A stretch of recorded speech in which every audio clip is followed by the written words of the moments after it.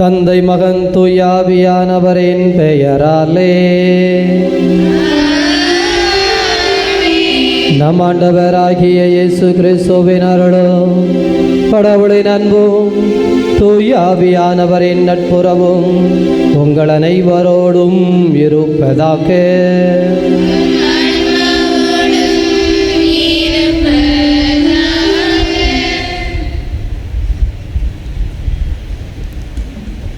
திருப்பலி முன்னுரை. அன்பிற்குரியவர்களே, இயேசுவின் பிறப்பு பெருவிழாவை தகுந்த முறையில் கொண்டாட நம்மையே தயாரிக்கும் திருவருகை காலத்தின் 2ஆம் ஞாயிறு வழிபாட்டிற்கு உங்கள் அனைவரையும் அன்புடன் வரவேற்கின்றோம். மெஸ்ஸியாவின் வருகை மக்களின் துன்பங்களை களைந்து மேடு பள்ளங்களை சமதளமாக்கி மக்களை நிறைவாழ்விற்கு இட்டுச் செல்வதாய் அமையும். ஆனால் அந்த மெஸ்ஸியாவின் வருகைக்கென நாம் நம்மையும் நம் வாழும் உலகையும் தயாரிக்க வேண்டும் என இன்றைய வாசகங்கள் எடுத்து கூறுகின்றன. நம்மையும் தயாரித்து திருமுழுக்கு யோவானைப் போல் இறைமகனுக்கான பாதைகளையும் தயாரிக்க அருள் வேண்டி இணைவோம் கல்வாரி பலியில்.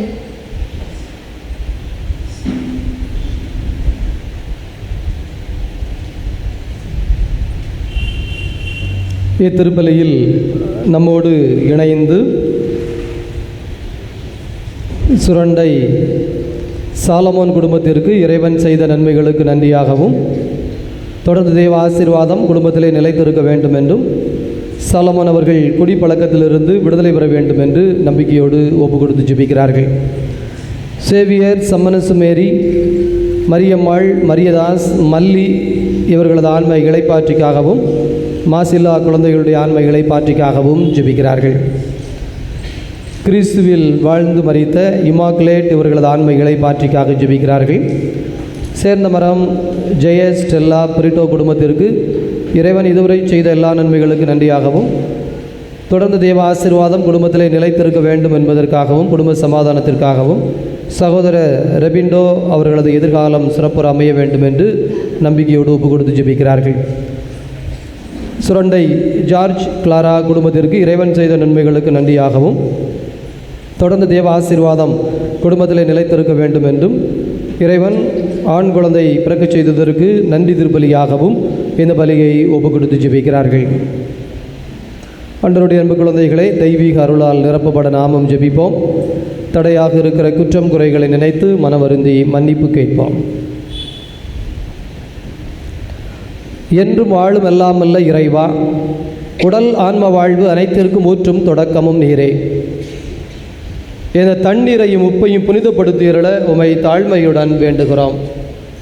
இறைவா, உப்பு கலந்த இந்த தண்ணீர் தெளிக்கப்படும் இடமெல்லாம் தீயவனது தாக்குதல் அனைத்தும் தோல்வியுறச் செய்வீராக. உம் தூய ஆவியார் உடனிருந்து எங்களை இடையறாது காத்தருள்வாராக. எங்கள் ஆண்டவராகிய கிறிஸ்து வழியாக உம்மை மன்றாடுகின்றோம்.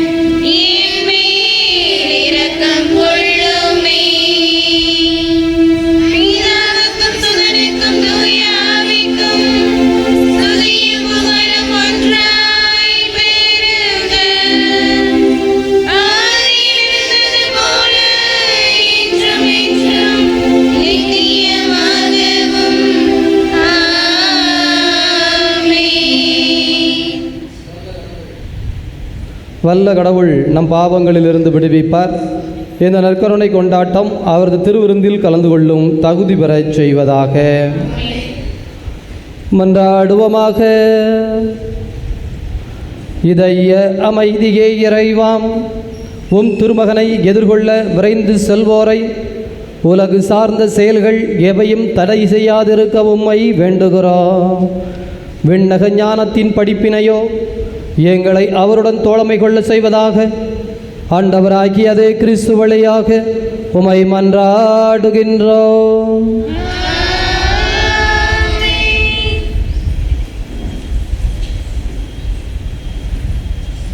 முதல் வாசக முன்னுரை.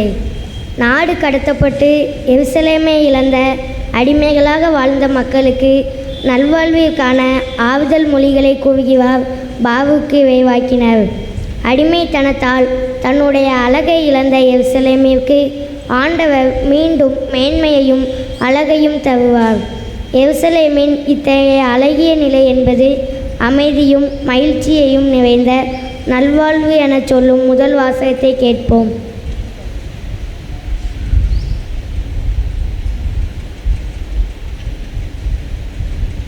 முதல் வாசகம். கடவுள் உன் பேரொளியை காட்டுவார். இறைவாக்கினர் பாரூக்கு நூலிலிருந்து வாசகம். அதிகாரம் 5, இறைத்திரு வசனங்கள் 1 முதல் 9 முடிய. இறைவாக்கினர் பாரூக்கு நூலிலிருந்து வாசகம். அதிகாரம் 5, இறைத்திரு வசனங்கள் 1 முதல் 9 முடிய. எருசலேமே, உன் துன்ப துயரத்தின் ஆடைகளை களைந்துவிடு. கடவுள் உனக்கு அருளும் ஆட்சியின் பேரழகை என்றென்றும் ஆடையாக அணிந்து கொள். கடவுளிடமிருந்து வரும் நீதியை ஆடையாய் புனைந்து கொள். என்றும் உள்ளவரின் மாட்சியை மணிமுடியாக உன் தலை மீது சூடிக்கொள். கடவுள் வானத்தின் கீழ் உள்ள எல்லா நாடுகளுக்கும் உன் பேரொளியை காட்டுவார்.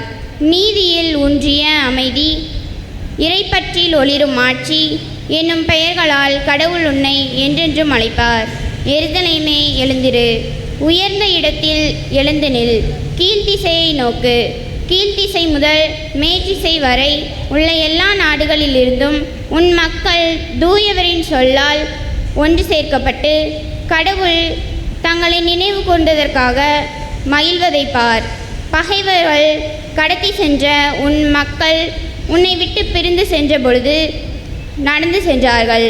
ஆனால் கடவுள் அவர்களை உன்னிடம் திரும்ப அழைத்து வரும் பொழுது அரியணையில் வீற்றிருக்கும் மன்னர் போல் உயர்மிகு மாட்சியுடன் அழைத்து வரப்படுவார்கள். கடவுளின் மாட்சியில் என்றென்றும் உள்ள குன்றுகள் எல்லாம் தாழவும் பள்ளத்தாக்குகள் நிரப்பவும் இவ்வாறு நிலம் முழுதும் சமமாகவும் கடவுள் கட்டளையிட்டுள்ளார். மேலும் காடுகளும் நறுமணம் வீசும் மரங்கள் அனைத்தும் கடவுளின் கட்டளைகளால் இஸ்ரேலுக்கு நிழல் கொடுத்தன. கடவுள் தம் மாட்சியின் ஒளியில் மகிழ்ச்சியோடும் தம்மிடமிருந்து வெளிப்படும் இரக்கத்தோடும் நீதியோடும் இஸ்ரேலை அழைத்து வருவார். இது ஆண்டவர் வழங்கும் அருள்வாக்கு.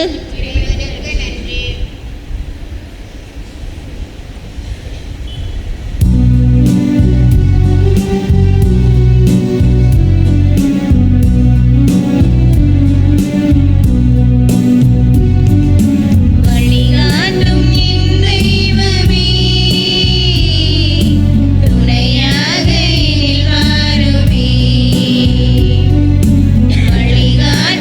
என் தெய்வமே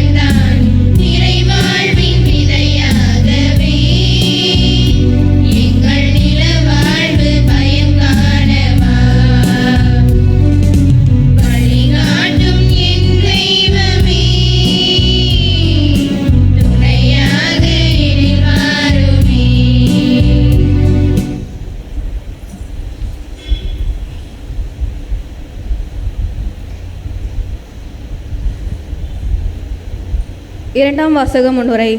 தன்னுடைய இக்கட்டான சூழலில் தனக்கு உதவிய பிலிப்பிய திரு அவையின் மக்களுக்கு தன்னுடைய மகிழ்ச்சியையும் நன்றியையும் எடுத்துரைத்து கடிதம் எழுதும் புனித பவுல், மக்களுக்காக இறைவேண்டல் செய்வது ஆயனின் கடமை என்பதை தன்னுடைய வாழ்வின் மூலம் எடுத்துரைக்கிறார். நாமும் ஒருவர் மற்றவருக்காக இறைவேண்டல் செய்யும் கடமையை உணர்ந்து இரண்டாம் வாசகத்திற்கு செவி கொடுப்போம்.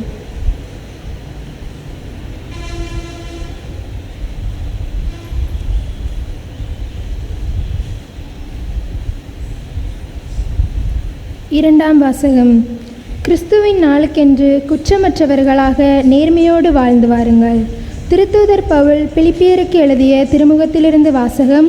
அதிகாரம் 1, இறை திருவசனங்கள் 4 தொடங்கி 6 முடிய, மேலும் 8 தொடங்கி 11 முடிய. சகோதர சகோதரிகளே, உங்கள் அனைவருக்காகவும் எப்பொழுதும் மகிழ்ச்சியாக மன்றாடி வருகிறேன்.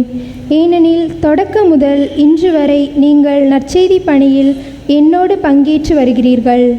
உங்களுள் இத்தகைய நற்செயலை தொடங்கியவர் கிறிஸ்து இயேசுவின் நாள் வரை அதை நிறைவுறச் செய்வார் என்று உறுதியாய் நம்புகிறேன். கிறிஸ்து இயேசு கொண்டிருந்த அதே பரிவுள்ளத்தோடு உங்கள் மீது எத்துணை ஏக்கமாய் இருக்கிறேன் என்பதற்கு கடவுளை சாட்சி. மேலும் நீங்கள் அறிவிலும் அனைத்தையும் உய்த்துணரும் பண்பிலும் மேன்மேலும் வளர்ந்து அன்பால் நிறைந்து சிறந்தவற்றையே ஏற்று செயல்படுமாறு இறைவனை வேண்டுகிறேன்.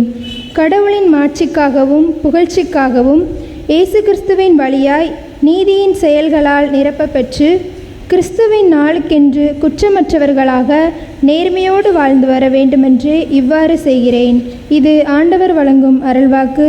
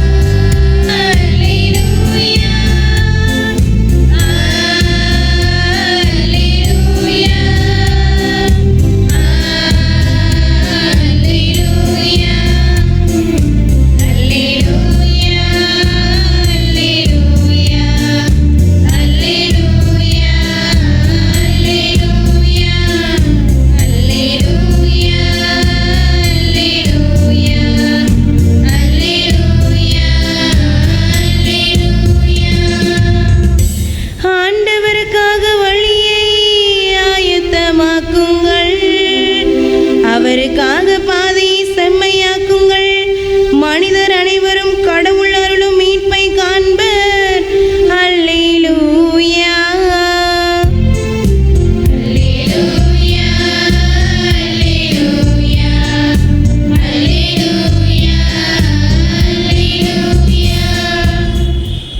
ஆண்டவர் உங்களோடு இருப்பாராக.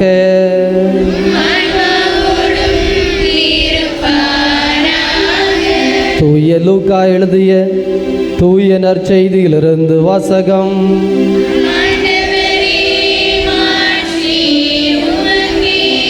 தூய லூக்கா எழுதிய தூய நற்செய்தி 3வது அதிகாரம்.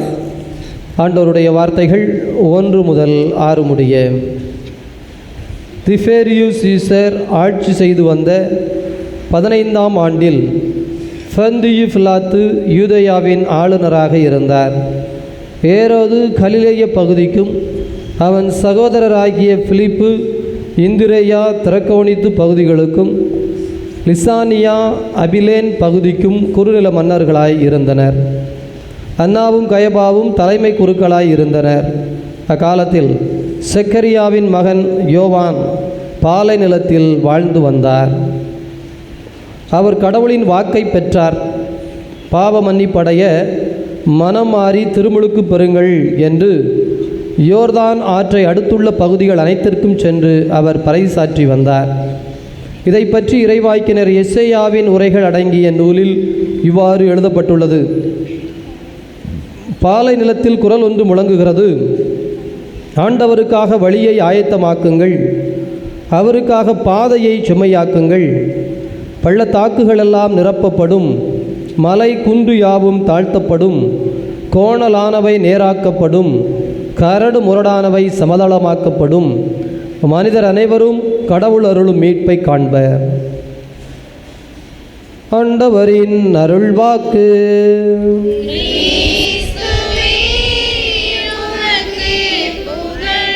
நற்செய்தி வாக்கினால் நம் பாவங்கள் அகல்வனவாக. இயேசுவில் நல்லவர்களே, ஆண்டவருடைய அன்பு நிறைந்த குழந்தைகளே, திருவருகை காலத்தின் 2வது ஞாயிற்றுக்கிழமை அமைதியின் ஞாயிறு என்று அழைக்கப்படுகிறது. கடந்த ஞாயிற்றுக்கிழமையை எதிர்நோக்கின் ஞாயிறு என்று நாம் ஆரம்பித்தோம். நம்முடைய இறுதி இலக்கு எதிர்நோக்கு. கிறிஸ்துவின் மாட்சி நம்முள் ஒளிர வேண்டும். நமது விளக்கு மலை மீது இருக்கின்ற விளக்காக உலகத்திற்கெல்லாம் வெளிச்சம் தர வேண்டும். இதுதான் ஒரு மனித வாழ்வினுடைய எதிர்நோக்கு. நான் ஏன் பிறந்தேன் என்று சொன்னால், இறப்பதற்கு முன்னால் கிறிஸ்து என்கின்ற ஒளி என்னிடம் ஒளிர்ந்து விட வேண்டும், மிளிர்ந்து விட வேண்டும். ஆட்சி என்றால் அது மிகுதிப்பட வேண்டும். இன்றைக்கு 2வது வாரம் அமைதியின் வாரம். அதை எப்படி செய்வது? இந்த ஒளியை, இறைவன் நமக்குள் தருகின்றிருக்கிற அந்த மாட்சியை மிளிரச் செய்வதற்கு என்ன செய்ய வேண்டும்? ஒரு புரட்சி கவிஞன் இவ்வாறு எழுதுகிறான்: நீங்கள் நாட்டில் அமைதியைத்தான் வைத்திருக்கிறீர்கள், ஆனால் நான் விரும்புவது இந்த முதலாளித்துவ அமைதி அல்ல. நான் விரும்புவதோ சமத்துவத்தின் அமைதி. அது என்ன? 2 வகையான அமைதி இருக்கிறதா? பல்வேறு வகையான அமைதி இருக்கிறதா என்றால் நிச்சயம். ஆண்டவருடைய அன்பு குழந்தைகளே, மயானம் என்று சொல்லப்படுகிற சுடுகாடு அப்படியே பார்த்தீங்கன்னா கம்முன்னு கிடக்கும்.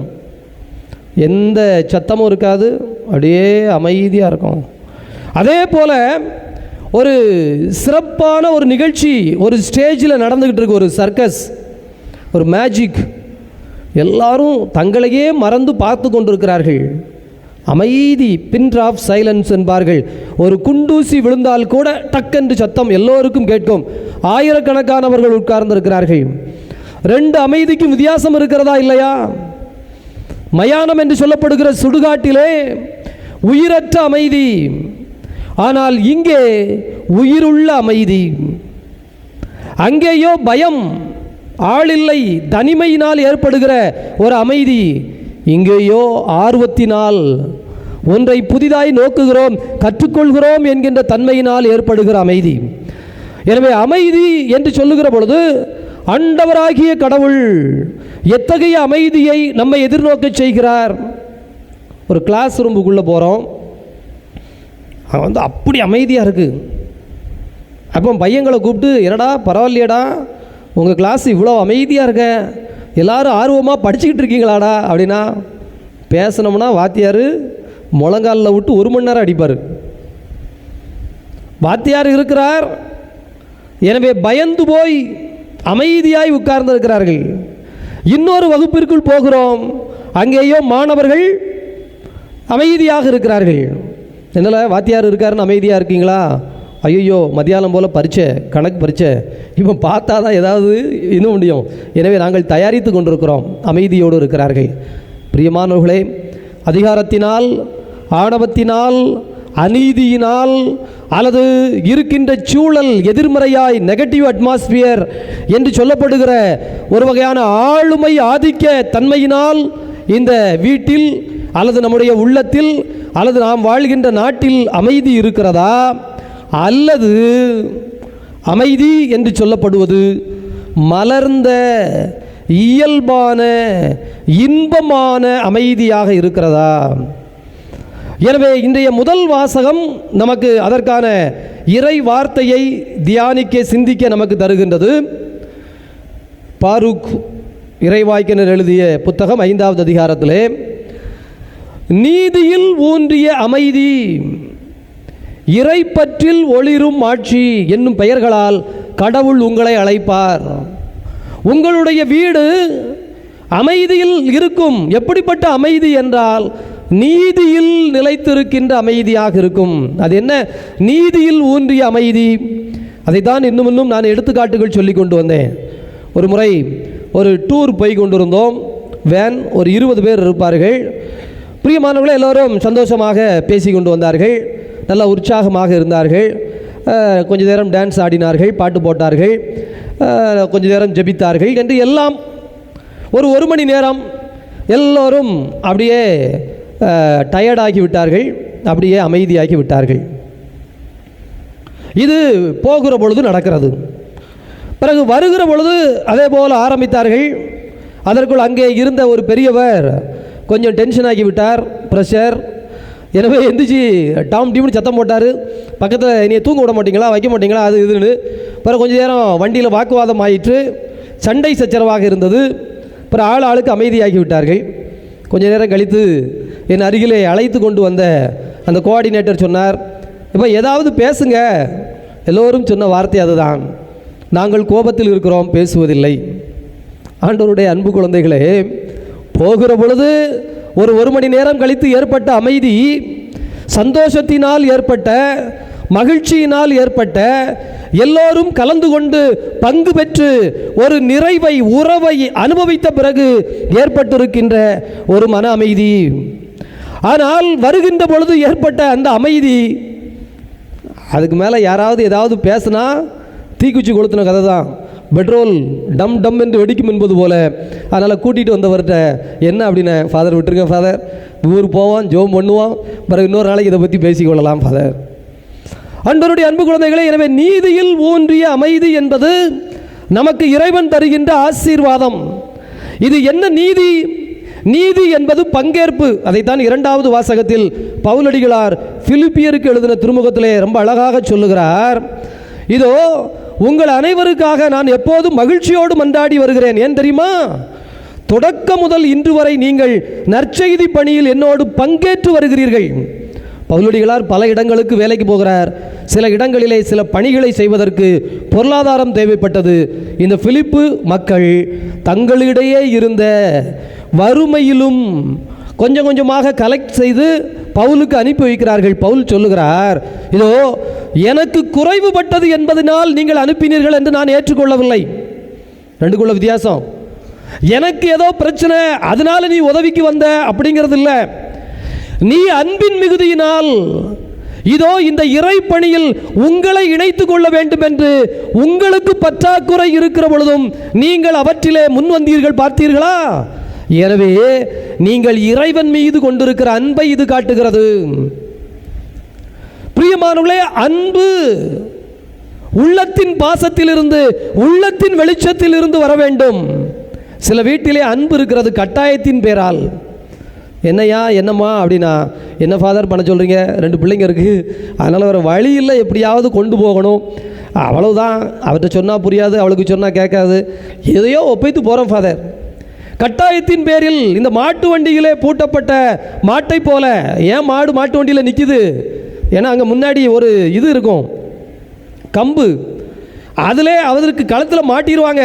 அந்த மாடு விரும்பினாலும் அந்த மாட்டை விட்டு, வண்டியை விட்டு தூர போக முடியாது.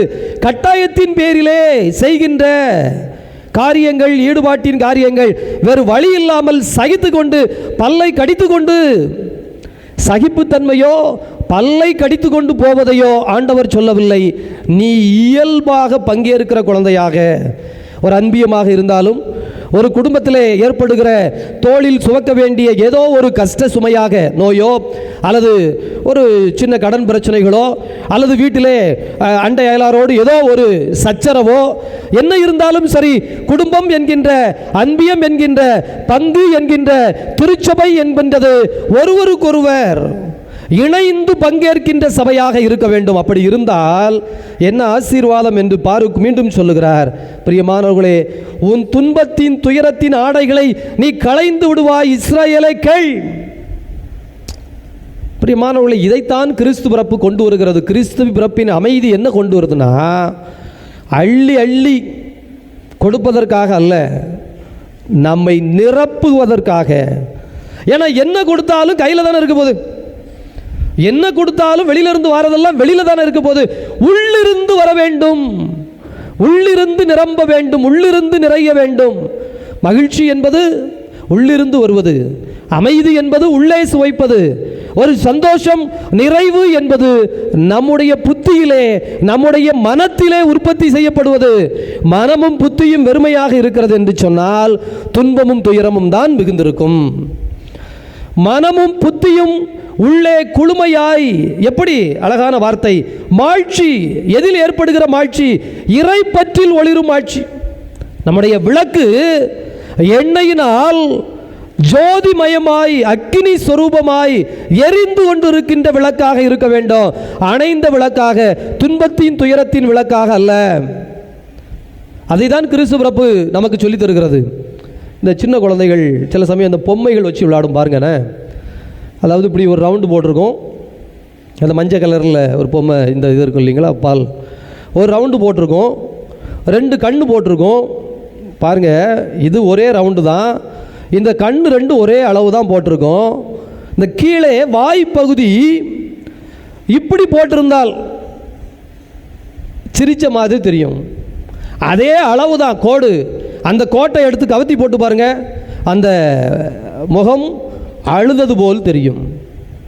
நீங்கள் சிரித்த பொம்மை வரைவதற்கு எக்ஸ்ட்ராலாம் கோடு போட வேண்டாம். முகம் என்பதற்கு ஒரு ரவுண்டு, கண் என்பதற்கு 2 ரவுண்டு. இங்கே இந்த வாய் பகுதி விரிந்த பகுதியாக இருந்தால், மலர்ந்த பகுதியாக இருந்தால், ஒளிரும் பகுதியாக இருந்தால் அந்த பொம்மையை பார்த்தா சிரிச்ச மாதிரி இருக்கும். கவத்தி போட்டிருந்தாலும் அதே அளவு தான், அளவு இதே அளவு தான். இப்படி வைக்கிறதுக்கும் இப்படி வைக்கிறதுக்கும் தான் வித்தியாசம், வேற ஒன்றும் கிடையாது. எனவே புதிதாய் வேண்டும் என்பதல்ல, மாறாக அது நமக்குள் சமாதானத்தை தருகிற, நீதியை தருகிற அமைதியாய் இருந்தால் போதும். அது மாட்சியில் ஒளிரும், இறைப்பற்றின் மாட்சியில் ஒளிரும். அப்படிப்பட்ட மாட்சியினால் துன்பத்தின் துயரத்தின் ஆடைகளை களைந்துவிட்டு கடவுள் உங்களுக்கு அருளுகின்ற மாட்சியின் பேரழகை, வசனமே நல்லா இருக்குல்ல, மாட்சியின் பேரழகு. பொன்னகைகளை விட புன்னகை பெரிதுன்னு சும்மா சொல்லலை. சில பேருக்கு எவ்வளவுதான் மேக்கப் போட்டு, கோட்டு சூட் போட்டு, ஷூ போட்டு, ஆளை அப்படி இப்படிமா டெக்கரேட் பண்ணி வச்சுருந்தாலும் கல்யாண ஃபோட்டோவுக்கு அங்கே ஃபோட்டோகிராஃபர் சொல்லிகிட்டே இருப்பான், சார் சார் கொஞ்சம் சிரித்து நில்லுங்க சார், சார் கொஞ்சம் நில்லுங்க சார். எவ்வளோ நகை போட்டு அந்த பொண்ணுக்கு மேக்கப் போட்டு, பவுடர் போட்டு, எல்லாம் போட்டு நிப்பாட்டி இருந்தாலும் கல்யாண ஆல்பத்தில் என்ன மூஞ்சி இப்படி இருக்குது அப்படின்னா, ஏம்மா நீ மூஞ்சி எப்படி வச்சுருந்துருக்கன்னு பாரு. பிரியமானவர்களே, எளிய காரியம்தான். மாட்சி ஒளிர வேண்டும். அது ஒளிர வேண்டும் என்றால் உள்ளுக்குள் நிறைந்திருக்க வேண்டும். அந்த உள்ளுக்குள் அமைதி என்பது பேரமைதியாக இருக்கிறது என்று சொன்னால் அது நீதியினால், அன்பினால், மகிழ்ச்சியினால், உற்சாகத்தினால், ஆண்டவருடைய இறைப்பற்றினால் மிளர்கின்ற அமைதியாக இருக்கிறது என்றால் ஆசீர்வதிக்கப்பட்ட காரியம். எனவே 2வது வாரம் எதிர்நோக்கு என்பது போன வாரம் தியானித்தோம். இந்த வாரம் அமைதி என்பது இறைப்பற்றினால், இறை மாட்சியினால், நீதியினால், அன்பினால், உள்ளிருந்து மலர்கின்ற நிறைவினால் அந்த அமைதி இருக்க வேண்டும். வெறுமையின் அமைதி அல்ல. ஒரு குடத்தை எம்டியாக வச்சாலும் அது அமைதியாக தான் இருக்கும். குறை குடமாக இருந்தால் தான் கூத்தாடும், அறகுறையாக இருந்தால் தான் அப்படி இப்படிமா கிடக்கும். ஒன்றுமே இல்லைன்னு வச்சுக்கோங்க, அதுவும் எம்டினஸ் நிறைந்து இருக்கிறது. ஆனால் முழுவதும் பால் அல்லது தேன் இருக்கிறதுன்னு வச்சுக்கோங்க, 2க்கும் வித்தியாசம் இருக்குல்ல. குடம் நிறைஞ்சுதான் இருக்கு, அது வெறுமையால் நிறைந்திருக்கிற குடம், இது இனிமையினால் நிறைந்திருக்கிற குடம். இதன் மதிப்பு பொற்காசுகள் அதிகம், இதன் மதிப்பு குப்பை. ஆழமாய் தியானிப்போம். எழுந்து நின்று நாம் நம்முடைய நம்பிக்கை அறிக்கையிட்டு பாடுவோம்.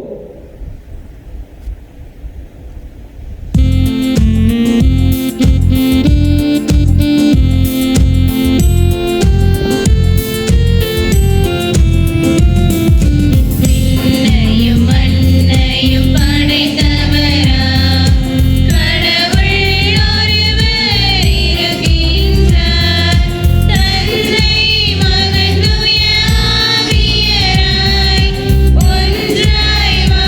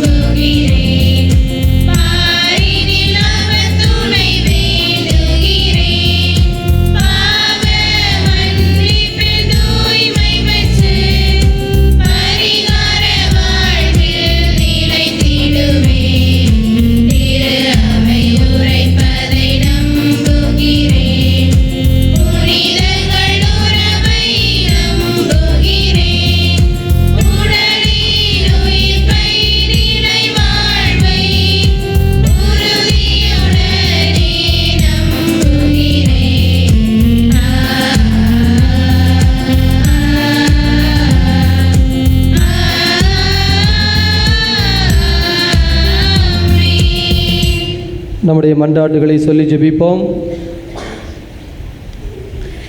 திரு அவையின் தலைவரே எம் இறைவா, உமது வருகைக்காக மக்கள் இனங்களை தயாரிக்கும் எம் கத்தோலிக்க திரு அவைக்காக மன்றாடுகிறோம். எம் திருத்தந்தை, ஆயர்கள், அருள் பணியாளர்கள் மற்றும் இருபால் துறவியர் என அனைவரும் தங்களது அழைத்தலினை உணர்ந்து இவ்வுலகை உமது நற்செய்தியின் ஒளியால் ஒளிர்வித்து உமக்காக இவ்வுலகை தயாரிக்கும் பணியை செய்ய அருள் தர இறைவா உம்மை மன்றாடுகிறோம். அருள் ஊற்றே எம் இறைவா, திருமுழுக்கின் வழியாக கிறிஸ்தவராக வாழ அழைப்பு பெற்றுள்ள நாங்கள் அனைவரும் எங்கள் அழைத்தலின் மேன்மையை உணர்ந்து நலமான உயர்ந்த சிந்தனைகளும் செயல்களும் எங்கள் வாழ்வில் அருள் செய்யவும், எங்களின் வாழ்வால் உமது மாட்சியை உலக செய்யவும் அருள் தர இறைவா உம்மை மன்றாடுகின்றோம். அன்பின் இறைவா, உம்முடைய வருகையால் பள்ளத்தாக்குகள் நிரப்பப்பட்டு நிலம் முழுவதும் சமமாகும் என்ற இறைவாக்கினரின் வார்த்தைக்கேற்ப எங்கள் சமூகத்தில் காணப்படும் சமூக பொருளாதார அடிப்படையிலான அனைத்து விதமான ஏற்றத்தாழ்வுகளும் அவற்றை அடிப்படையாக கொண்ட அநீதிகளும் மறையவும், நிறைவான இறையாட்சி சமூகம் மலரவும் அருள் தர இறைவா உம்மை மன்றாடுகிறோம். இயற்கையில் உறையும் எம் இறைவா, நீர் எங்களுக்கென கொடுத்துள்ள இயற்கை வளங்களை நாங்கள் எங்களின் தனிமனித பலனுக்காக சுரண்டாமல் பொறுப்புணர்வோடு கையாளவும், இயற்கை வளங்களை பொறுப்புணர்வோடு பேணி பராமரிக்கும் விதமான திட்டங்களை அரசுக்கு முன்னெடுக்கவும், இயற்கையை பராமரிக்கும் செயல்பாடுகளில் நாங்கள் எங்களை இணைக்கவும் அருள் தர இறைவா உம்மை மன்றாடுகிறோம். அன்பு இறைவா, உலக மக்கள் அனைவருக்கும் பெருமகிழ்ச்சியூட்டும் நற்செய்தியாக அமைந்த உம்முடைய பிறப்பை கொண்டாட தயாரிக்கும் இத்திருவருகை காலத்தில் துன்புறும் மக்கள் அனைவருக்காகவும் மன்றாடுகின்றோம். உம்முடைய பிறப்பு பெருவிழா மக்கள் அனைவருக்கும் துன்பங்கள் அனைத்தும் நீங்கிய நலமான வாழ்வு கிடைக்கப்பெற அருள் தர இறைவா உம்மை மன்றாடுகின்றோம்.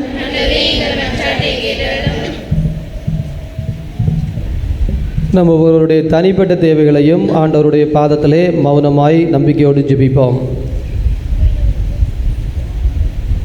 அன்பான கடவுளே, நாங்கள் உம்முடைய பிள்ளைகள் இந்த உரிமையோடு உம்மை நோக்கி எழுப்பியிருக்கிற அந்த மன்றாட்டுக்களை எல்லாம் எங்கள் ஆண்டவராகிய கிறிஸ்து வழியாக உம்மை வேண்டுகின்றோம்.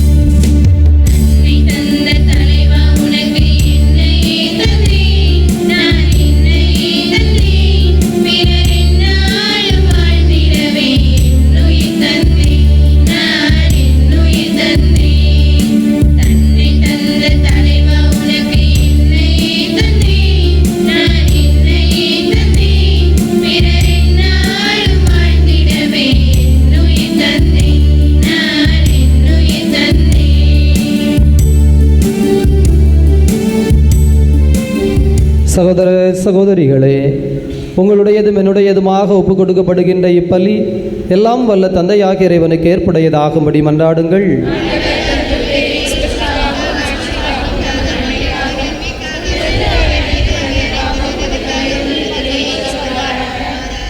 இதய அமைதியே இறைவா, எங்கள் தாழ்மையான வேண்டல்களும் காணிக்கைகளும் உமக்கு மன நிறைவு அளிக்க உம்மை வேண்டுகின்றோம். உம்மிடம் மன்றாட போதுமான தகுதியற்ற எங்களுக்கு உமது அருளினால் உமது இரக்கத்தின் பாதுகாப்பை தந்தருள்வீராக. ஆண்டவராகிய கிறிஸ்து வழியாக உம்மை மன்றாடுகின்றோம். ஆண்டவர் உங்களோடு இருப்பாராக.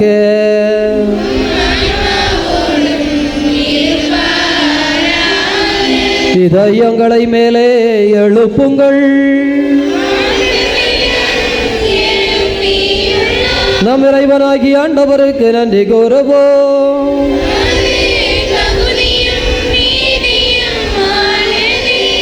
ஆண்டவரே, தூயவரான தந்தையே, என்றும் வாழும் இறைவா, நாங்கள் உமக்கு நன்றி செலுத்துவது எங்கள் கடமையும் மீட்பிற்குரிய செயலும் ஆகும். ஏனெனில் கிறிஸ்து தம்மையே தாழ்த்தி உடலெடுத்து முதல் முறை வந்தபொழுது தொடக்கத்திலிருந்தே நீர் வகுத்த திட்டத்தை நிறைவேற்றினார். முடிவில்லா மீட்பின் வழியை மீண்டும் எங்களுக்கு திறந்து வைத்தார். அவர் மறுமுறை தன் மாண்புக்குரிய மாட்சியுடன் வரும்பொழுது இறுதியில் வெளிப்படும் நீர் வாக்களித்த மீட்பை உமது கொடை என நாங்கள் பெற்றுக்கொள்வோம். அதையே நாங்கள் இப்போது விழிப்பாக இருந்து துணிவுடன் எதிர்பார்க்கிறோம். ஆகவே விண்ணக தூதரோடு இணைந்து போற்றி புகழ்ந்து அக்களித்து நாங்கள் பாடுவதாவது: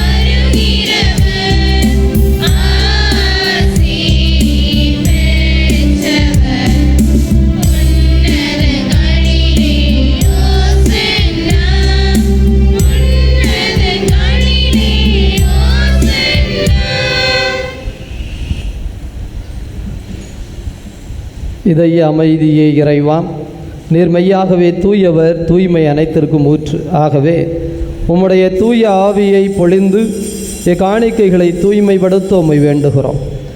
இவ்வாறு எங்கள் ஆண்டவர் இயேசு கிறிஸ்துவின் உடலும் இரத்தமுமாக எங்களுக்கு இவை மாறுவனவாக. அவர் பாடுபட உளம் கனிந்து தம்மை கையளித்த போது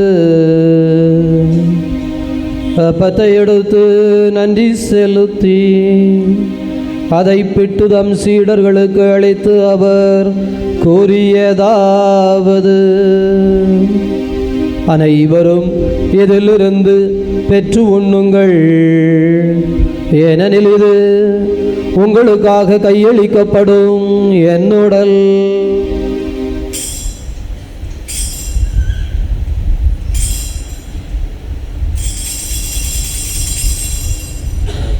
அவ்வண்ணமே இரவு விருந்தை அருந்திய பின் கிண்ணத்தை எடுத்து மீண்டும் உமக்கு நன்றி கூறி தம் சீடர்களுக்கு அளித்து அவர் கூறியதாவது: அனைவரும் இதிலிருந்து பெற்று பருகுங்கள், ஏனெனில் இது புதிய நிலையான உடன்படிக்கைக்குரிய என் இரத்தத்தின் கிண்ணம். இது பாவ மன்னிப்புக்கென்று உங்களுக்காகவும் பலருக்காகவும் சிந்தப்படும். இதை என் நினைவாக செய்யுங்கள்.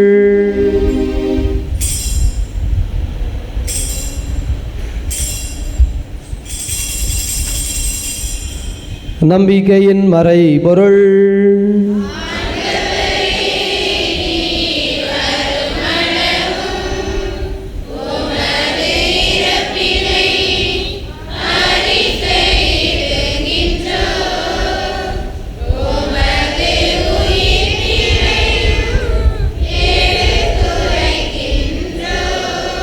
ஆகவே ஆண்டவரே, நாங்கள் கிறிஸ்துவின் இறப்பினையும் உயிர்ப்பினையும் நினைவு கூர்ந்து வாழ்வதரும் அப்பத்தினையும் மீட்பளிக்கும் கிண்ணத்தினையும் ஒப்பு கொடுக்கின்றோம். உன் திருமுன் நின்று ஊழியம் புரிய தகுந்தவர்கள் என எங்களை ஏற்றுக்கொண்டீர். எனவே உமக்கு நன்றி செலுத்துகிறோம்.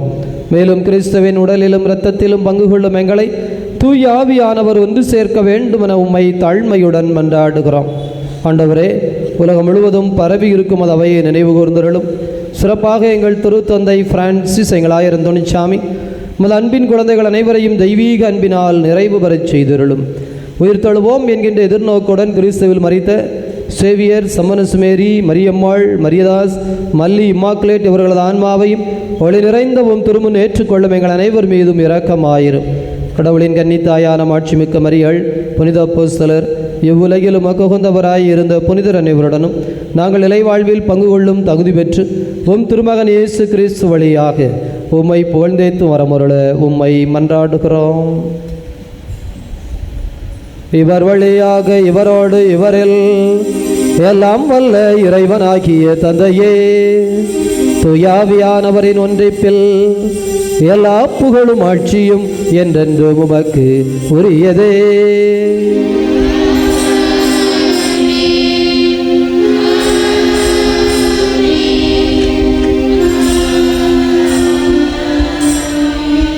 மீட்பரின் கட்டளையால் கற்பிக்கப்பட்டு இறைவடிப்பினையால் பயிற்சி பெற்ற நாம் இணைந்து மகிழ்ந்து விரும்பி ஜெபிப்போம்.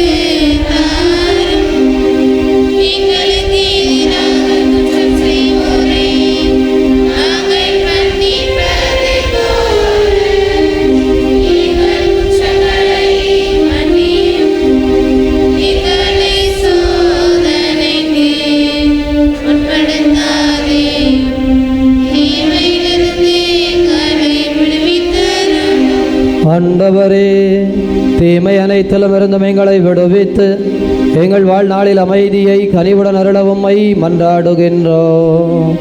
உமது இரக்கத்தின் உதவியால் நாங்கள் பாவத்திலிருந்து எப்போது விடுதலை பெற்று யாதொரு கலக்கமும் இன்றி நலமாயிருப்போமாக. நாங்கள் எதிர்நோக்கி இருக்கிற பேரின்பத்திற்காகவும் மீட்பராகிய இயேசு கிறிஸ்துவின் வருகைக்காகவும் காத்திருக்கின்றோம்.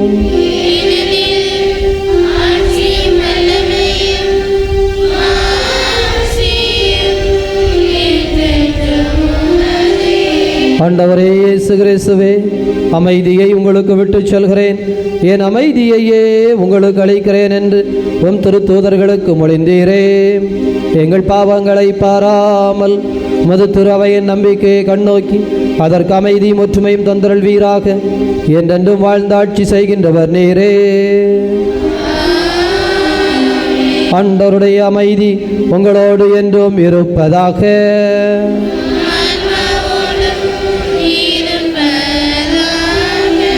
ஒருவருக்கொருவர் ஆண்டவர் தருகின்ற அமைதியை மகிழ்ச்சியோடு அறிவித்துக் கொள்வோம்.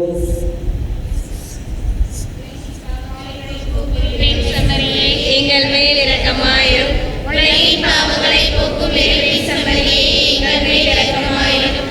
உலகின் பாவங்களை போக்கும் இறைவனே சம்மரியே, எங்களுக்கு அமைதி அளிக்கிறது.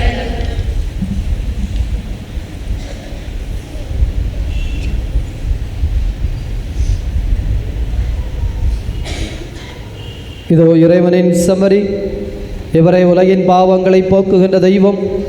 இந்த தெய்வத்தினுடைய விருந்துக்கு அழைக்கப்பட்டிருக்கிற நாம் அனைவரும் பேறு பெற்றவர்கள்.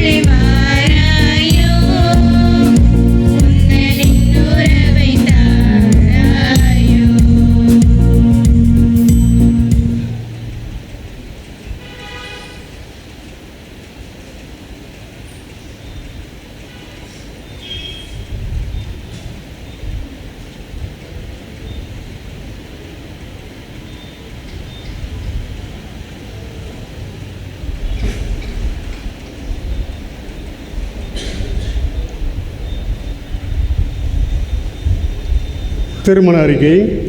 எல்லாம் வல்ல இறைவன் திருவருளால் சுரண்டை பங்கு சுரண்டையில் இருக்கும் தகப்பனார் ஜஸ்டின் ராஜா, தாய் சந்தனம், இவர்கள் மகன் மரிய ஜோசுவாவுக்கும், இருதயகுளம் பங்கு இருதயகுளத்தில் இருக்கும் தகப்பனார் மிக்கேல் அந்தோனி ஸ்டீபன், தாய் அந்தோனி செல்வராணி, இவர்கள் மகள் ஆரோக்கிய லூர்து ஜெசிக்கு திருமணம்.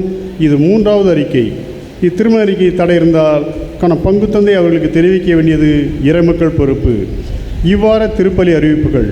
9ஆம் தேதி திங்கள் காலை 6 மணிக்கு பங்கு ஆலயத்தில் திருப்பலி. 10ஆம் தேதி செவ்வாய், தமிழ் மாதத்தின் கடைசி செவ்வாய் அன்று நண்பகல் 11:30 மணிக்கு நற்கருணை ஆசிர் குணமளிக்கும் திருப்பலி. தொடர்ந்து உவரியிலிருந்து கொண்டு வரப்பட்ட தீர்த்தத்தால் அபிஷேகம். மாலை 7 மணிக்கு திரு எண்ணெய் பூசி நற்கருணை ஆசிர், தொடர்ந்து குணமளிக்கும் திருப்பலி. 11ஆம் தேதி புதன் காலை 6 மணிக்கு பங்கு ஆலயத்தில் திருப்பலி. 12ஆம் தேதி வியாழன் மாலை 7 மணிக்கு அண்ணா நகரில் திருப்பலி.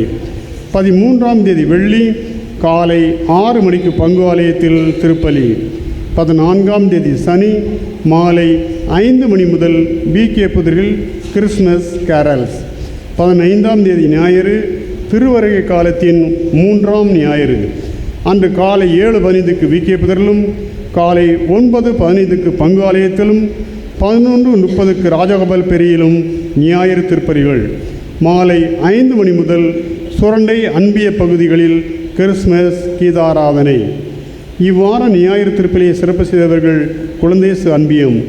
குழந்தையேசு அன்பியத்திற்கு நாம் கரவொலி மூலம் நன்றி சொல்லிக் கொள்வோம். வருகிற ஞாயிறு திருப்பலியை சகாய மாத அன்பியம் சிறப்பு செய்வார்கள். நம் வங்கின் திருவிழாவின் போது புது நன்மை பெற விரும்பும் சிறுவர் சிறுமிகள் பெயர்களை இந்த வாரத்திற்குள் பங்கு தந்தையிடம் பதிவு செய்யுமாறு பெற்றோர்களை பங்கு தந்தையின் சார்பாக அன்புடன் கேட்டுக்கொள்கிறோம். 2025ஆம் ஆண்டிற்கான பைபிள் கைடு அலுவலகத்தில் தயாராக உள்ளது. தேவைப்படுவோர் திரு அருள்ராஜ் அவர்களிடம் வாங்கிக் கொள்ளலாம். புனித அந்தோனியார் திருத்தலம் சுரண்டை பணித்தளம் கிறிஸ்மஸ் 2024 இல்லங்கள் சந்திப்பு கால அட்டவணை. 8ஆம் தேதி ஞாயிறு இன்று மாலை 5 மணிக்கு காமராசர் நகர், அண்ணா சாலை, புதிய பேருந்து நிலைய இடதுபுற இல்லங்கள். 14ஆம் தேதி சனி மாலை 5 மணி முதல் பிகே புதூர். 15ஆம் தேதி ஞாயிறு மாலை 5 மணி சுரண்டை புனித அந்தோனியார் அன்பியம் ஆலய எதிர்ப்புறத்தில் உள்ளது. புனித மரியன்னை அன்பியம், புனித சூசையப்பர் அன்பியம், புனித குழந்தை இயேசு அன்பியம், புனித சகாயமாதா அன்பியம், புனித அன்னை தெரசா அன்பியம், எப்பசம் அருட் சகோதரிகள் இல்லம் நிறைவு. 21ஆம் தேதி சனி மாலை 5 மணி சுரண்டை புனித அந்தோனியார் அன்பியத்துக்கு ஆலய வலதுபுறம், பாரதி நகர், ரூபி டொபாக்கோ, வரகுணராமபுரம். இறைமக்களின் தகவலுக்கு பங்கு தந்தை, ஊர் பொறுப்பாளர்கள், அன்பிய பொறுப்பாளர்கள், பக்த சபை பொறுப்பாளர்கள் கூட்டத்தில் எடுத்த ஆலோசனையின்படி ஆலய வழிபாடு மற்றும் திருப்பலி நேரங்களில் நாற்காலிகளை மண்டபத்தில் போட்டுக்கொண்டு பங்கேற்க வேண்டாம். நாற்காலி வசதி தேவைப்படுவோர் ஆலயத்திற்கும் மண்டபத்திற்கும் இடைப்பட்ட பகுதிகளில் நாற்காலிகளை பயன்படுத்தி வழிபாடுகளில் பங்கேற்க அன்புடன் கேட்டுக்கொள்கிறோம். மண்டபத்தில் நாற்காலிகளை போட்டு வழிபாடுகளில் பங்கேற்கும்போது வழிபாடுகளில் நின்றும் தரையில் அமர்ந்தும் பங்கேற்பவர்களுக்கு அது சிரமமாக இருக்கின்றது. எனவே மேற்கண்ட கருத்துக்களை உள்வாங்கிக் கொண்டு செயல்பட அன்புடன் கேட்டுக்கொள்கிறோம். பங்கு தந்தை.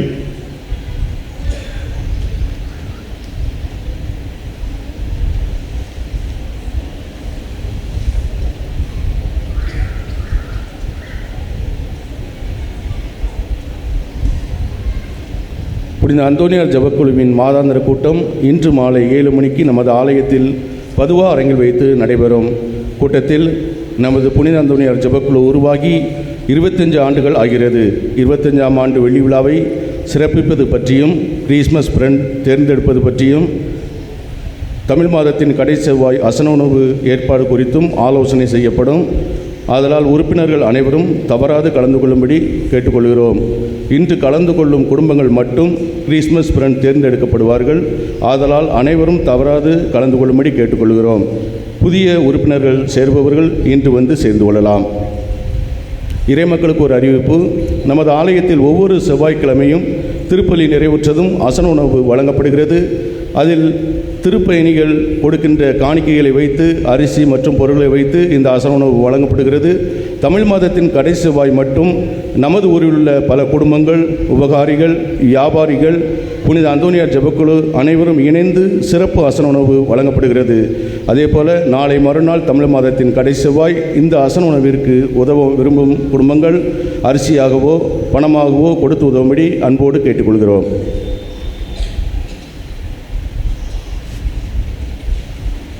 மன்றாடுவோமாக.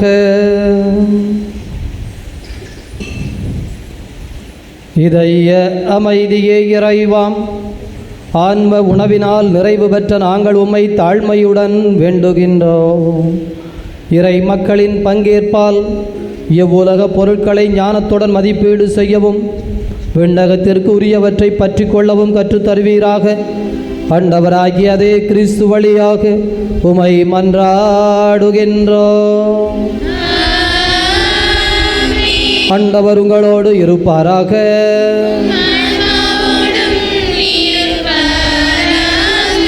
வல்ல கடவுள் தந்தை, மகன், தூயாவியார் உங்கள் அனைவரையும் நிறைவாக ஆசீர்வதிப்பாராக.